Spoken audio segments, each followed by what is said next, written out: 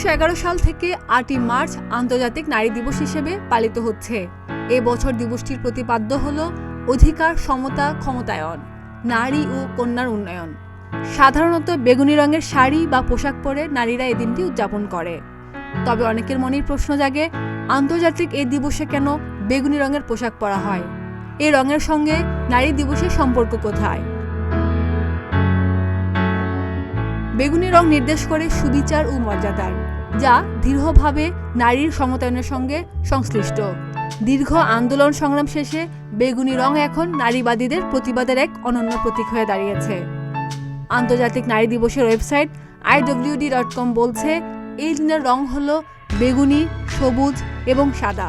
এই ওয়েবসাইটে কেন বেগুনিকেই দিবসের প্রতীক রং ধরা হলো তা ব্যাখ্যা করেছে। ওয়েবসাইটে বলা হয়েছে, বেগুনি রং ন্যায় বিচার ও মর্যাদার প্রতীক।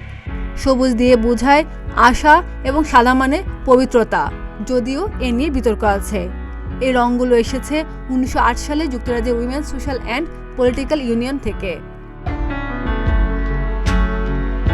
2018 সাল থেকে নারী দিবসের থিম কালার হিসেবে স্থান করে নিয়েছে বেগুনি। সে বছর আন্তর্জাতিক প্রতিষ্ঠান প্যান্টন বেগুনি রঙকে নারী দিবসের রং হিসেবে ঘোষণা দেয়। এই বেগুনি রং দিয়ে সূর্যের অতি বেগুনি রশ্মিকে বোঝানো হয়, আর নারীরা হবে ঠিক অতি বেগুনি রশ্মির মতো শক্তিশালী। খাদিজা নিপা, প্রতিদিনের বাংলাদেশ।